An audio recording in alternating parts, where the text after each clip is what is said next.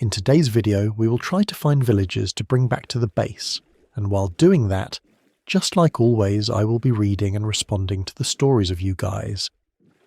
The first email of the day is titled, "I think the guy I'm seeing is love bombing me, and I don't know if I'm overreacting. I'm a 24-year-old woman, and I've been seeing this guy for about 6 weeks. I want to start by saying that I'm not new to dating. I've had 2 serious relationships before this, and I like to think I know myself pretty well. But this situation has me genuinely confused, and I've been going back and forth on it for the past couple of weeks, which is why I'm writing in. So I met him through a mutual friend at a birthday dinner. He was funny and attentive, and we ended up talking for most of the night.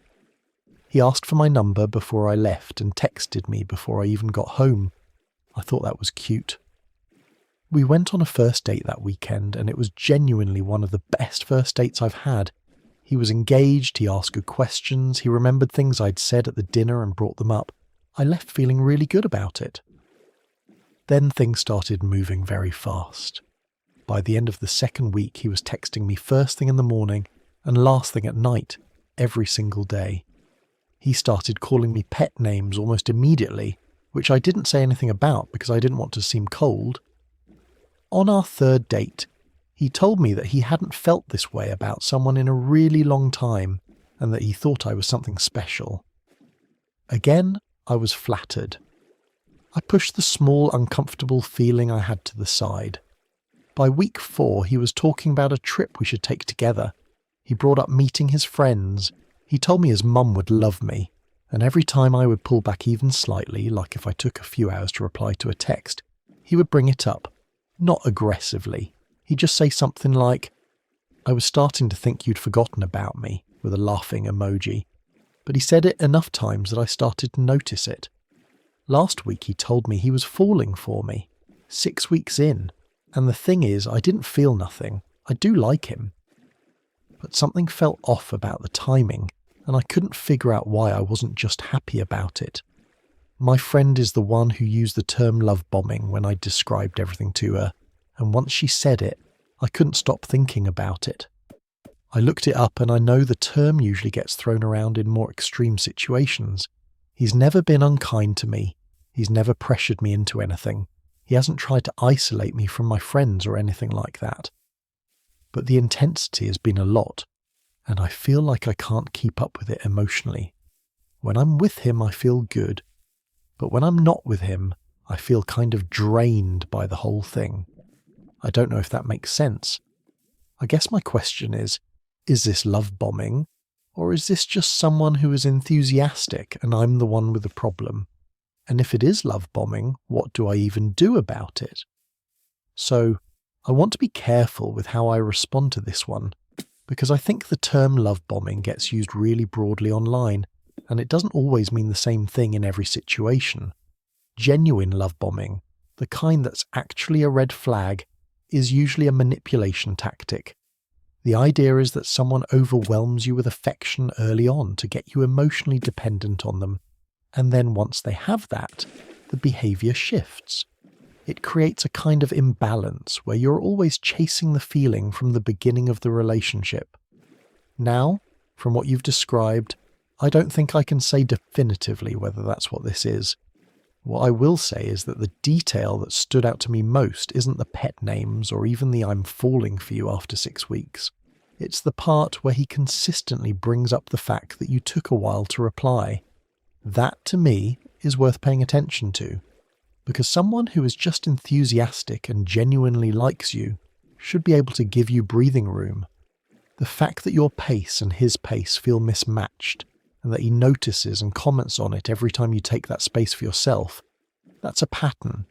The feeling you described, good when you're with him, drained when you're not, is also something I'd sit with.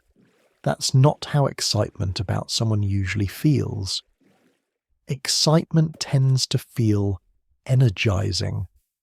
What you're describing sounds more like low-level stress. My honest take is this: you don't have to make a decision about what to call it right now, but I do think you should slow down and pay attention to how he responds to that. If you pull back a little and he's able to respect it, that tells you something. If he ramps up the intensity or makes you feel guilty for needing space, that tells you something too. You're not overreacting for noticing this.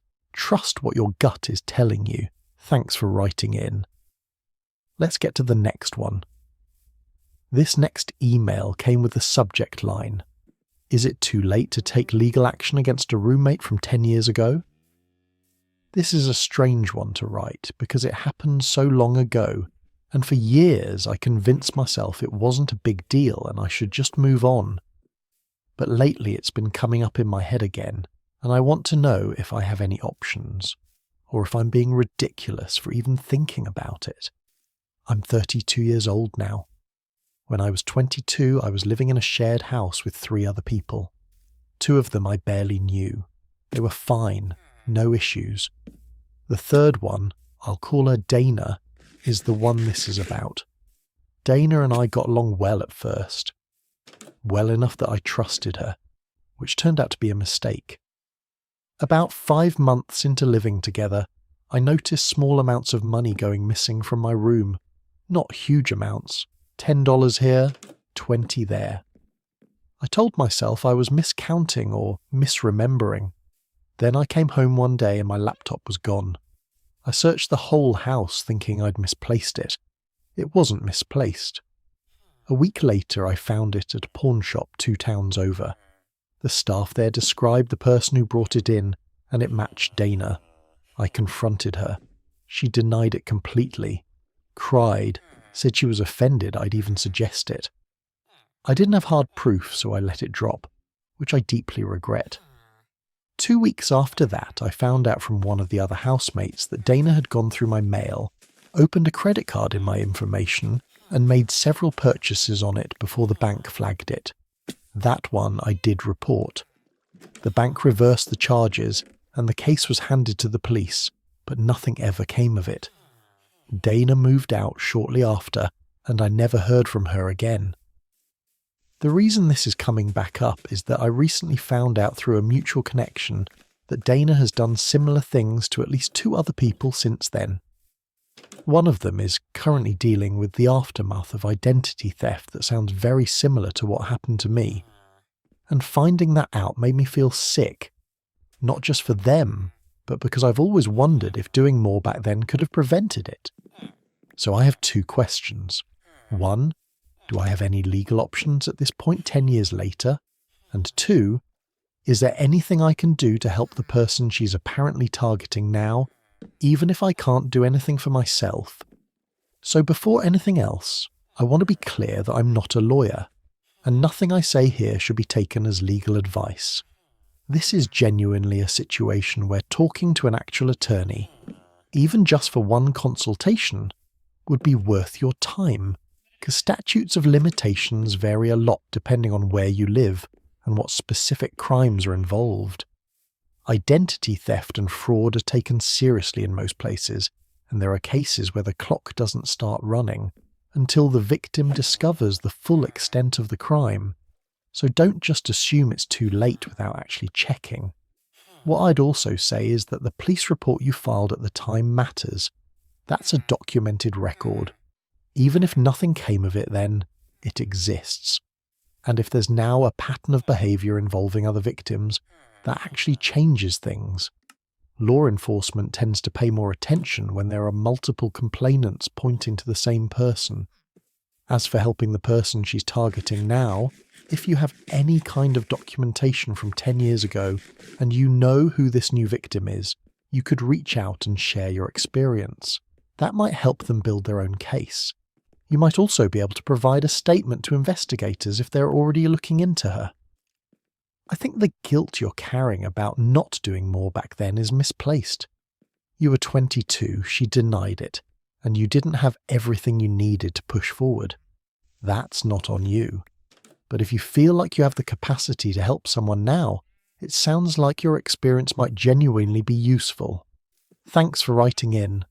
The next email is titled, "My mum says the cat has to go, and I don't know how to handle this."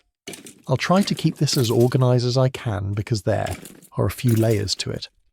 I'm 19, and I moved back home after my first year of college.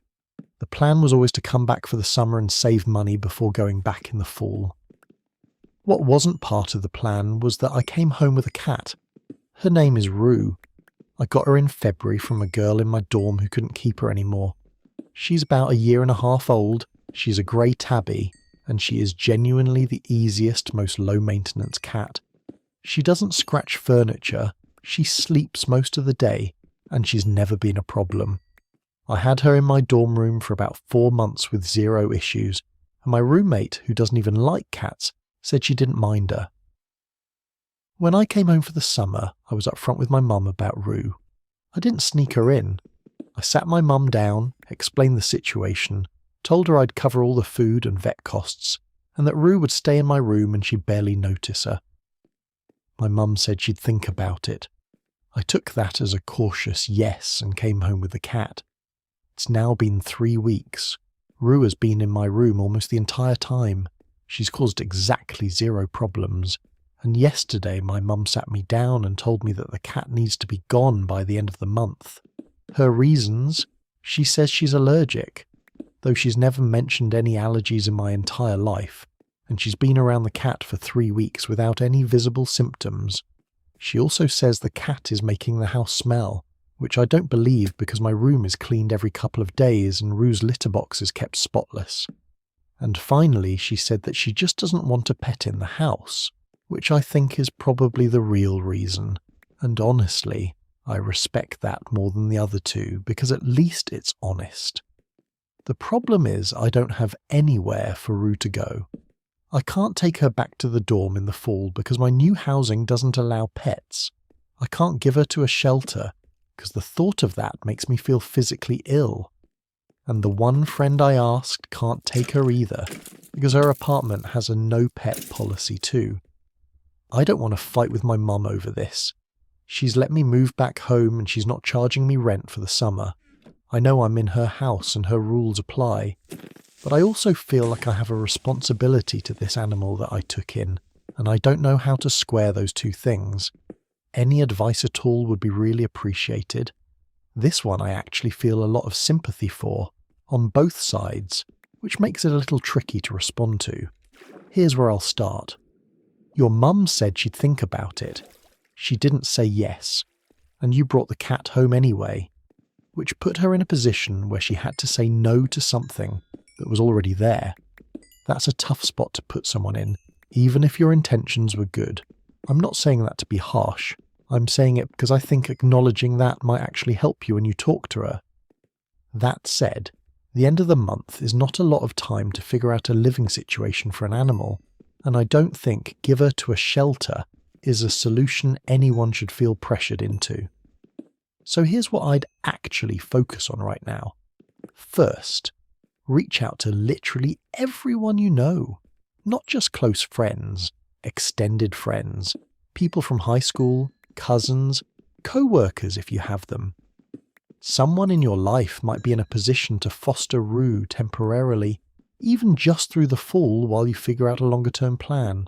Second, look into whether your college town has any off-campus housing options that are pet-friendly, even if it's not your current placement. Sometimes people find pet-friendly sublets or apartments that work out. Or on the conversation with your mum, I'd go back to her, be calm, acknowledge that you put her in an unfair position by bringing Rue without a firm yes, and ask her if there's any flexibility on the timeline while you find a proper home. Most people respond better when you lead with accountability instead of defense. She might not budge, but it's worth trying. Good luck, and I hope Rue finds a good spot. Let's keep going. This email is titled, "My crush told me I apologise too much and now I can't stop thinking about it." Okay, so I know this might sound like a small thing, but it's been living in my head, rent-free for about 2 weeks now, and I need to get it out. I'm 21, female, and I've had a crush on this guy in my friend group for a few months. He's 23. We're not super close, but we hang out in the same circle pretty regularly, and we've had some really good one-on-one conversations at group hangouts. I've always gotten a warm vibe from him. Nothing flirty necessarily, just like he seems genuinely interested when I talk. He remembers things I've said, and he makes a point to come find me in a group setting, which I've noticed. A couple of weeks ago, we were all hanging out at someone's apartment, and at one point it was just me and him sitting outside while everyone else was inside. We were having a really easy conversation. At some point I said something. I think I bumped his drink accidentally and said sorry. And he kind of smiled and said, "You know, you apologise a lot. Like, a lot. Has anyone ever told you that?" He wasn't mean about it. His tone was light and he was smiling. But I felt my face go hot immediately. I laughed it off and said something like, "Sorry, I know, it's a habit." And then immediately cringed because I had just apologised for apologising. And he laughed and said, "See, exactly." And then the conversation moved on and everything seemed fine. But I haven't been able to let it go. I've been replaying it over and over. Part of me's embarrassed. Part of me's wondering if he finds it annoying. Part of me's wondering if he meant it as a gentle observation because he likes me and feels comfortable enough to say it, or if he sees me as someone who's kind of meek or unsure of herself. And honestly, the worst part is that since he said it, I've become hyper-aware of how often I do it, and he's right. I say sorry constantly, for things that aren't my fault, for taking up space, for existing in a conversation. I knew I did it, but I didn't realise how much until someone actually named it. I guess I have two things I'm stuck on. One is whether this changes how he sees me, and the other is whether this is something I should actually work on, or whether I'm now just overthinking a throwaway comment. The short answer to your second question is yes, it's worth working on, but not because of him. The reason over-apologising is worth paying attention to has nothing to do with what it looks like to other people. It's more about what it reflects internally. When apologising becomes a reflex, it's often a sign that somewhere along the way you started treating your presence as an inconvenience.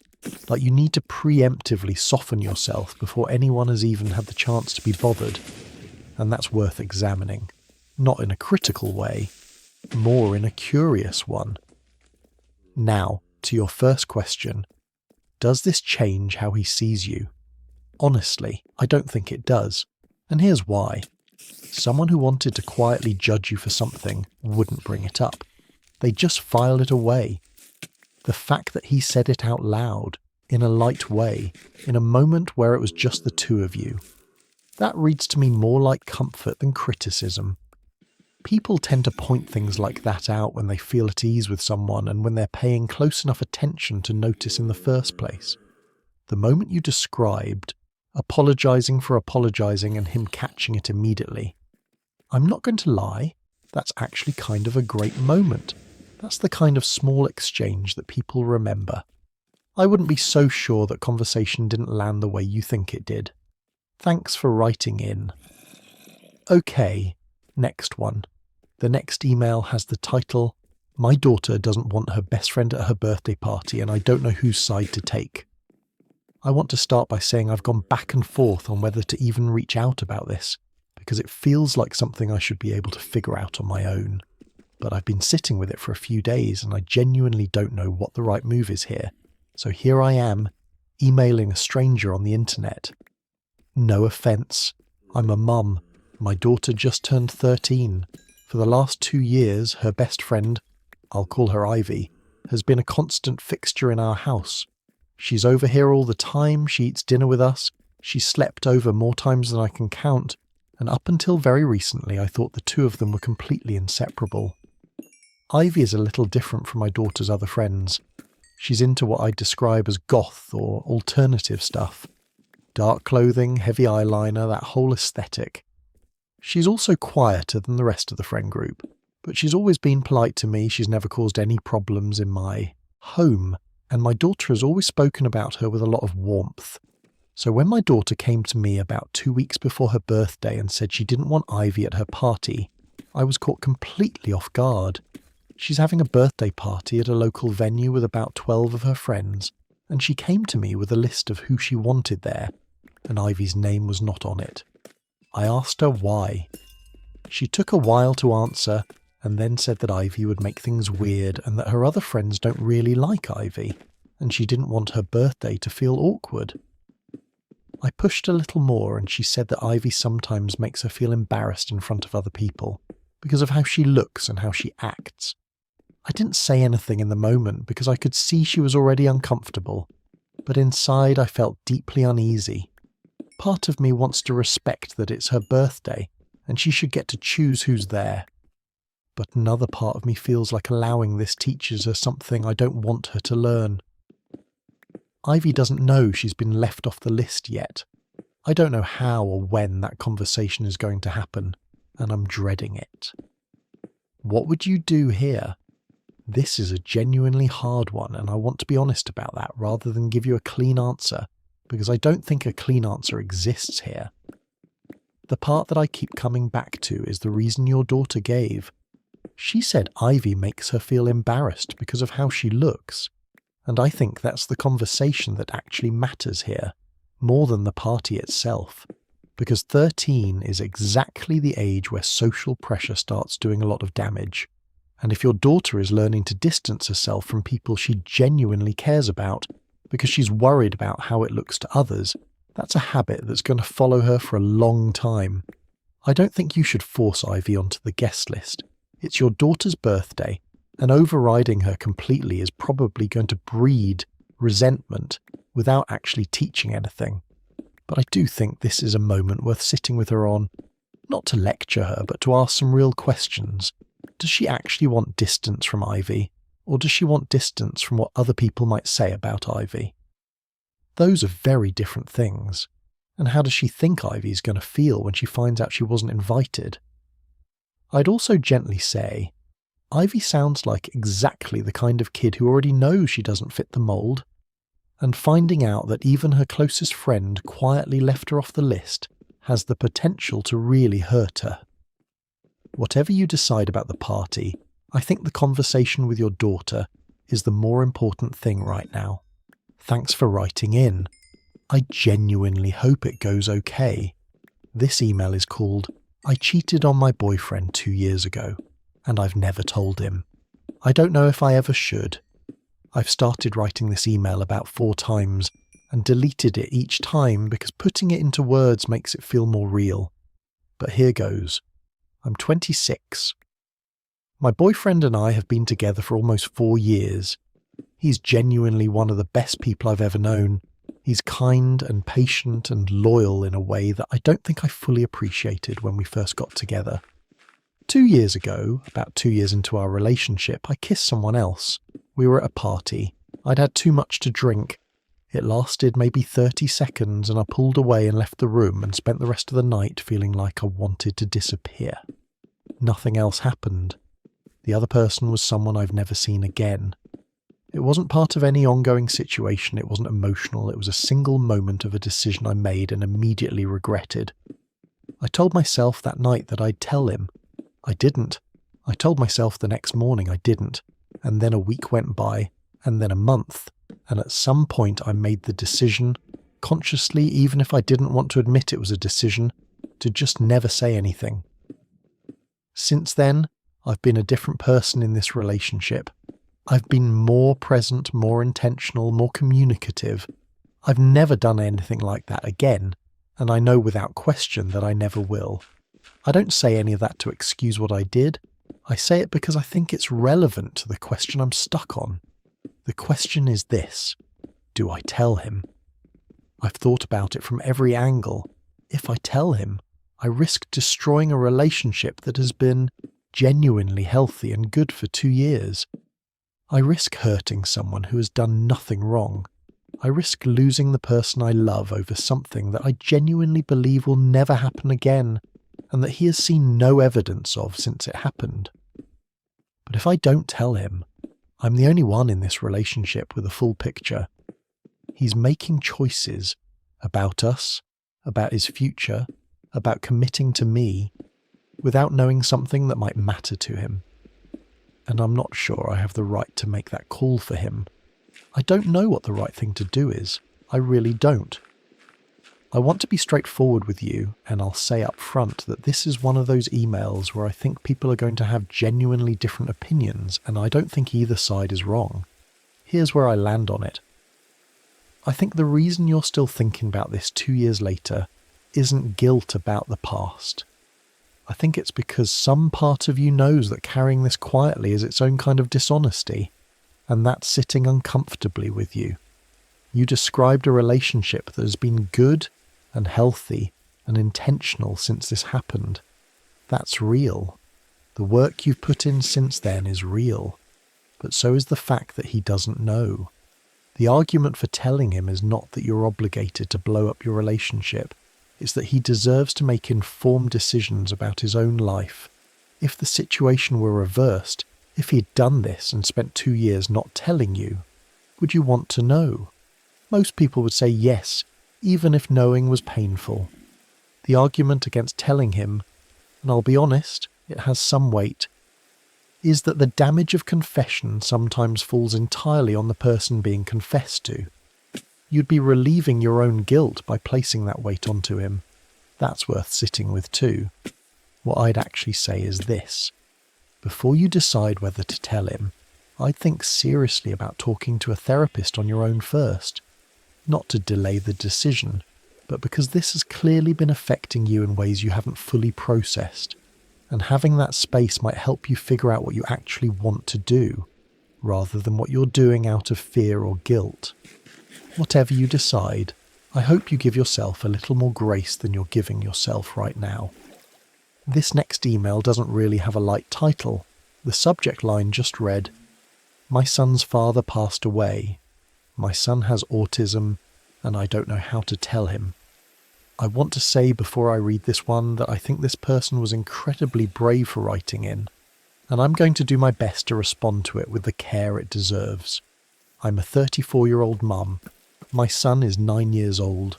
He was diagnosed with autism at age 3.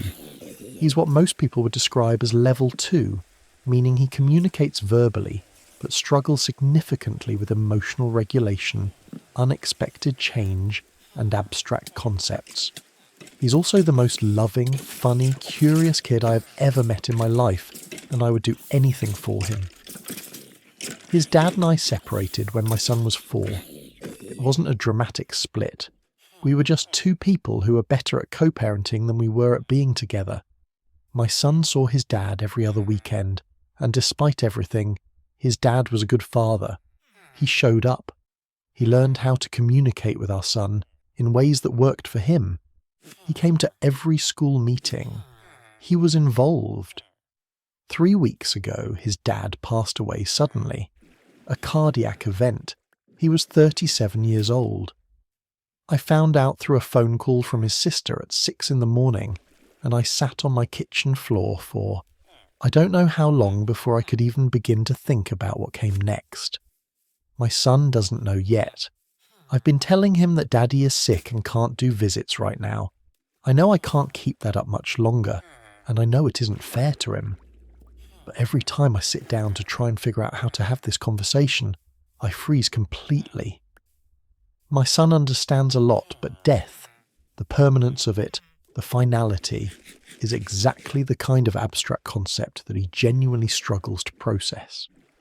The last time we encountered death was when our neighbour's dog passed away, and he asked me every day for 3 weeks whether the dog was still dead. He wasn't being difficult, he just couldn't hold on to the permanence of it. I'm terrified of getting this wrong. I'm terrified of the dysregulation that might follow, not because I can't handle it, but because I can't stand the thought of him suffering and not being able to fix it. And I'm also grieving myself quietly, because regardless of what we were to each other at the end, he was my son's father, and he was a good man, and I miss him too. I don't even know exactly what I'm looking for by writing this. Maybe just to say it out loud to someone. But if you have any thoughts, I'd be grateful. I'm going to take a moment here because this one deserves it. First, I'm so sorry for your loss, for your son's loss, and for the weight you've been carrying alone while trying to figure out how to protect him. That is an enormous amount to hold, and the fact that you're thinking so carefully about how to do this right says everything about the kind of mother you are. I want to be clear that I'm not a therapist or a specialist in autism, And this is genuinely a situation where the most useful thing I can point you toward is a professional who has specific experience with autistic children and grief. Many children's hospitals have grief counsellors who specialise in exactly this, and some autism support organisations have resources specifically for helping families navigate loss. If you haven't already reached out to his school or his support team, they may also have guidance or be able to help you prepare for the aftermath in his day-to-day environment. What I can say, gently, is that most child development specialists will tell you that using clear, honest, simple language is important, even when it's painful. Phrases like, "Daddy got very sick in a way that doctors couldn't fix and he died, which means we won't be able to see him anymore," tend to work better than softer language that can be misunderstood.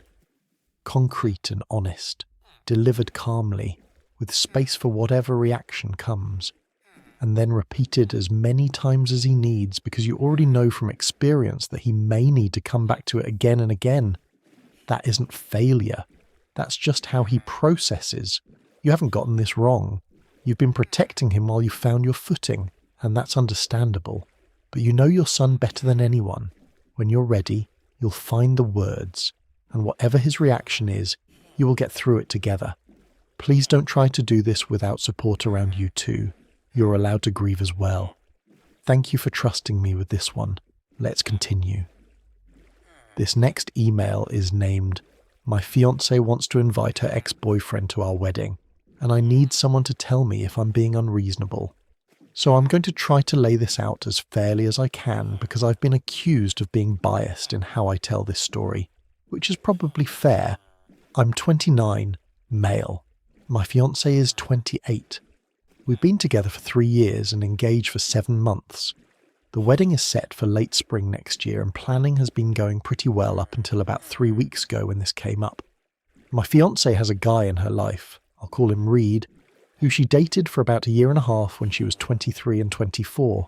They broke up mutually, stayed friends, and by the time I came into the picture, Reed was just described to me as one of her close friends. I knew they had history, but it was presented as ancient history, well and truly in the past, and I took that at face value. Over the course of our relationship, I've met Reed a handful of times at group gatherings. He's polite. He's never done anything that I could point to as overtly disrespectful. But I've always been a little uncomfortable with how close they are, and I'll own that that might be partly my own insecurity rather than anything he's actually done wrong. About 3 weeks ago, my fiancée showed me a draft of the wedding guest list, and Reed's name was on it. I didn't blow up. I asked if we could talk about it, and we did. I told her that I wasn't comfortable having her ex-boyfriend at our wedding. She said that he's been her friend for 5 years, that cutting him out of a major life event would damage that friendship, and that she didn't think it was fair for me to ask her to choose. I said I wasn't asking her to choose, I was asking her to make a decision about what our wedding day looks like, and how I'm going to feel on that day. She said that she thought I was being insecure and that if I trusted her, this shouldn't be an issue.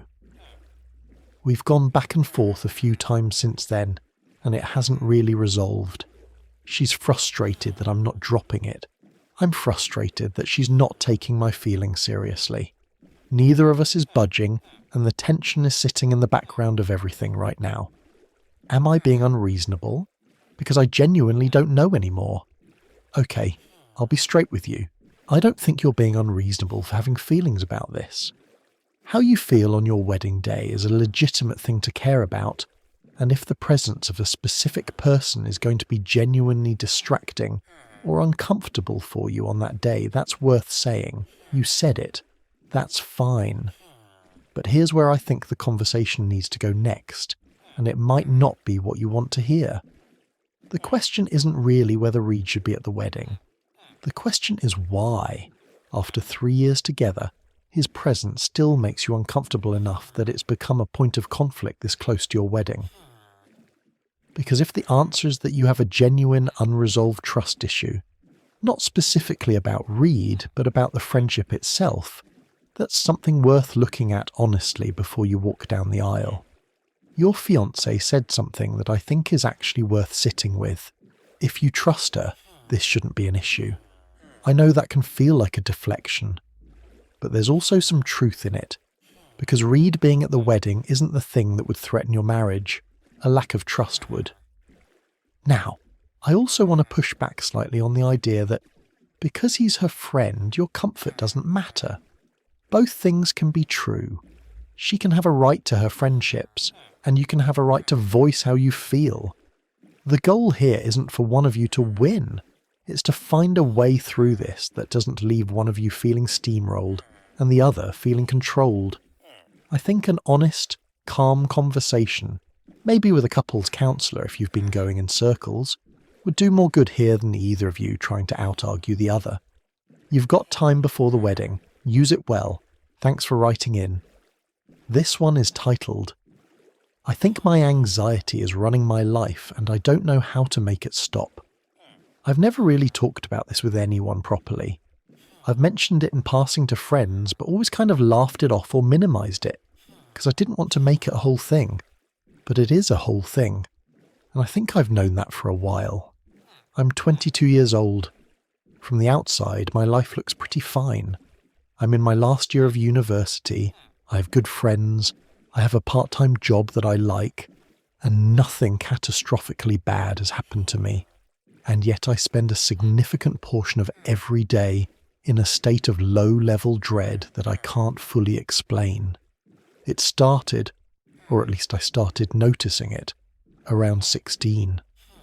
Before exams, before social situations, before anything with any uncertainty attached to it, I'd feel this tightening in my chest and this rushing in my head, and I'd just want to find a way out of whatever was coming. I got pretty good at avoiding things that triggered it. I turned down opportunities, I made excuses, I got very skilled at constructing a life with as few unknowns in it as possible, and for a while that worked. But I'm 22 now, and the world keeps expanding, and I can't control the variables the way I used to. University has deadlines and presentations and social dynamics I can't predict. My friendships require me to show up in ways that sometimes feel like too much. Even things I enjoy, going to a new place, trying something different, get filtered through this layer of anxiety before I can actually experience them. By the time I've catastrophized my way through something in my head, I'm exhausted before it's even started. The physical stuff has gotten worse lately too. I wake up most mornings with a tense jaw and a knot in my stomach before I've even had a thought. I've started getting headaches that I'm pretty sure are tension-related. I grind my teeth at night. My body seems to be anxious even when my brain is trying not to be. I know what most people would say, go to therapy, and I know they're right. But I'm scared of that too, if I'm honest. I'm scared of what it means to actually look at all of this directly, and I'm scared that I'll go and it won't work and then I don't even have that option left to hope for. I'm not asking for a diagnosis or a miracle, I'm just asking, does it get better? And where do you even start? Thank you for writing this. And I want to say first, the fact that you're naming it clearly even to a stranger, even in an email, is not a small thing. A lot of people spend years not being able to do what you just did. To answer your direct question, yes, it gets better. Not in a straight line, and not all at once, but yes. Anxiety of the kind you're describing, the chronic, low-level, body-level kind that's been quietly shaping your decisions since you were 16, is also one of the most well-understood and treatable things that exists in mental health care. That's not me minimizing it. That's actually good news. Now I want to gently address the thing you said about being scared that therapy won't work, and then you won't have it left to hope for. I understand that logic. But I want to push back on it, because what you're describing is anxiety using itself as a reason to avoid the thing that would help with the anxiety. That's a very common trick it plays, keeping you away from the solution by making the solution feel like a threat. Therapy is also not one thing. If you try one therapist and it doesn't click, that's not therapy failing. That's one fit not working. Cognitive behavioral therapy in particular has a strong track record specifically for anxiety, and it's practical rather than abstract. It gives you tools. It's worth looking into. But if formal therapy feels like too big a first step, start smaller. Your university almost certainly has free or low-cost counselling services. A single appointment is not a commitment. It's just a conversation. You can decide what comes next after that. You've been managing this largely alone for 6 years. You don't have to keep doing that. Thanks for trusting me with it. The last email of the day is titled, "I'm in love with my best friend and it's starting to become a problem." I've been putting off writing this for about 2 months because every time I sit down to do it, I convince myself that I'm overthinking it and I should just get over it and move on. But I'm clearly not getting over it. So here we are. I'm 23, male. My best friend, I'll call her Cara, is also 23. We've been best friends for 4 years. We met in our first year of university through a mutual friend, and within about 3 months of knowing each other, we were basically inseparable. She's the first person I call when something good happens, and she's the first person I call when something falls apart. I know her coffee order and her anxiety triggers and which family members she has complicated feelings about. She knows the same about me. We have the kind of friendship that people comment on, like strangers assume we're together when they see us out. We've both laughed that off for years. The problem is that I stopped being able to laugh it off about 8 months ago. I don't know exactly when it shifted. It wasn't one moment. It was more like I slowly became aware of something that had probably been building for longer than I'd admitted. I started noticing how I felt when she'd mention a guy she was interested in. I started noticing how my mood changed when I knew I was going to see her versus a regular day. I started noticing that the standard I hold other people to is completely shaped by who she is, and nobody has ever come close. I haven't said anything. I've thought about it constantly and talked myself out of it every single time. My reasons are: 1. I genuinely don't know if she feels anything beyond friendship, and the signals are impossible to read because she's naturally warm and affectionate with everyone she's close to. 2. If I say something and she doesn't feel the same way, I don't know what happens to the friendship, and this friendship is not something I'm willing to gamble lightly. It has been one of the most consistent and important things in my life for 4 years. 3. About 2 months ago, she started seeing someone. Nothing serious yet, she says, but they've been on several dates and she seems happy about it. That last one is what pushed me to finally write this email. Because watching her talk about this guy and feeling what I felt while she was talking, I realised that staying quiet is not the neutral option I've been treating it as. Staying quiet has a cost too. I'm just the only one paying it. I don't know what I'm asking exactly. I think I just need someone to tell me what they actually think, without softening it. All right. You asked me not to soften it, so I'll try not to. Here is what I actually think.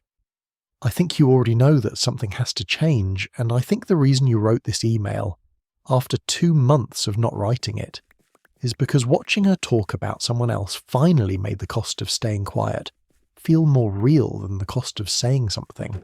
That shift matters. That's not just overthinking, that's information. Let me address your 3 reasons for staying quiet, because I think they deserve a real response rather than just being nodded at. The first one, you don't know how she feels. That's true, and it's the honest reality of this situation.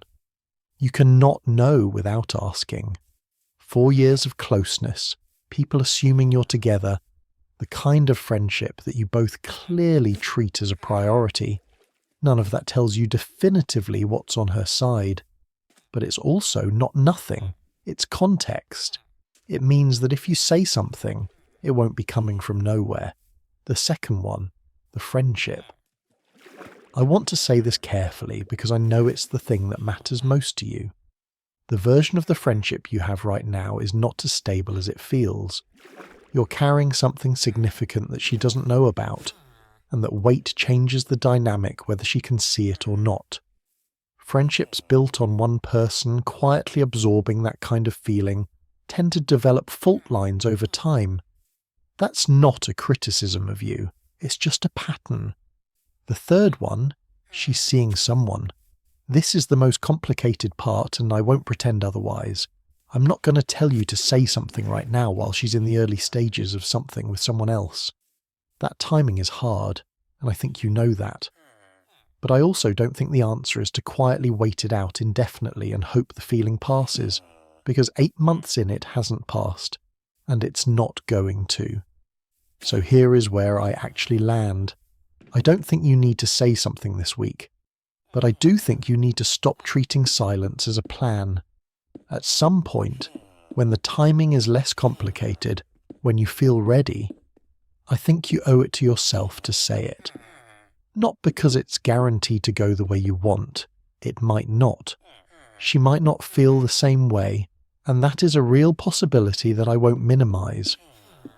But you said staying quiet has a cost and you're the only one paying it, and that is exactly right. You named it clearly. You deserve to at least know where you stand. Whatever she says, you'll figure out what comes next from there. People do.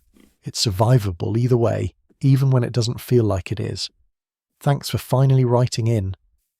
I mean that, and that's it for this video. Thank you for listening.